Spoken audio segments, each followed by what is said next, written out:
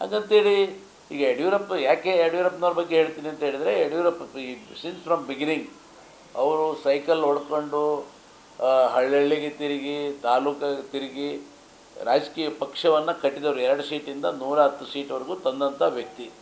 ರೈತ ಪರವಾಗಿ ಹೋರಾಟ ಮಾಡಿದ್ದಾರೆ. ಇವತ್ತು ಜನರಿಗೆ ಅವರು ಒಬ್ಬ ನಾಯಕರಾಗಿ ಹೊರಹೊಮ್ಮಿದ್ದಾರೆ.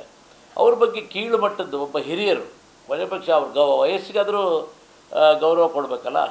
ಅವ್ರ ವಯಸ್ಸಿಗೂ ಕೂಡ ಗೌರವ ಕೊಡ್ದೇನೆ ಬರೀ ಅಪ್ಪ ಮಕ್ಕಳು, ಯಾರು ಅಪ್ಪ ಮಕ್ಕಳಿಲ್ಲಪ್ಪ, ಎಲ್ಲರೂ ಅಪ್ಪ ಮಕ್ಕಳೇ ಇರೋದು ರಾಜಕೀಯದಲ್ಲಿ, ಸಹಜ ಅದು. ಈಗ ಡಾಕ್ಟ್ರ್ ಮಕ್ಕಳು ಡಾಕ್ಟರ್ ಆಗ್ತಾರೆ, ಇಂಜಿನಿಯರ್ ಮಕ್ಕಳು ಇಂಜಿನಿಯರ್ ಆಗ್ತಾರೆ, ಲಾಯರ್ಸ್ ಮಕ್ಕಳು ಲಾಯರ್ ಆಗ್ತಾರೆ. ರಾಜಕೀಯದಲ್ಲಿ ಏನಂದರೆ, ಈಗ ನಮ್ಮ ಮಕ್ಕಳಿದ್ರೆ ನಮ್ಮ ಜೊತೆ ಓಡಾಡ್ತಿರ್ತಾರೆ, ಅವ್ರಿಗೆ ಸಂಪರ್ಕ ಇರ್ತದೆ, ಸಂಘಟಿತರಾಗಿರ್ತಾರೆ, ಕಾರ್ಯಕರ್ತರ ಜೊತೆ ಸಂಪರ್ಕ ಇರ್ತದೆ. ಸಹಜವಾಗಿ ಅವ್ರ ಮಕ್ಕಳು ಅವರಲ್ಲಿ ರಾಜಕೀಯಕ್ಕೆ ಬಂದೇ ಬರ್ತಿರ್ತಾರೆ. ಅದನ್ನು ಇವರು ಒಂದೇ ಅವರೊಬ್ಬರೇ ಮಾಡಿದರೆ ಅವ್ರು ಮಾತಾಡಲಿ. ಯಾರು ಹೊರತಾಗಿದ್ದಾರೆ ಇದಕ್ಕೆ?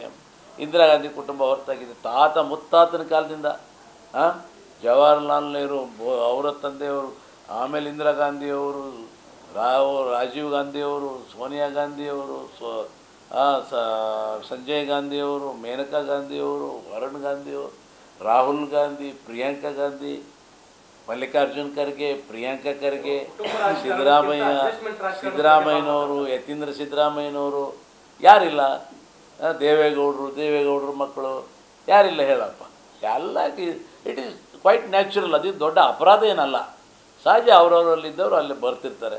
ಅದನ್ನೇ ಇವ್ರ ಮೇಲೆ ಬೆಟ್ ಮಾಡಿ ನಾವು ಹೇಳಿದ್ವಿ, ಎಷ್ಟೋ ಸರಿ ರಿಕ್ವೆಸ್ಟ್ ಮಾಡಿದ್ವಿ, ಯತ್ನಾಳ್ ಬಂದು ಜೊತೆಗೂಡಿ ಪಕ್ಷದಲ್ಲಿ ಇದ್ಕೊಂಡು ಎಲ್ಲರೂ ಒಟ್ಟಾಗಿ ಹೋಗೋಣ ಅಂತ.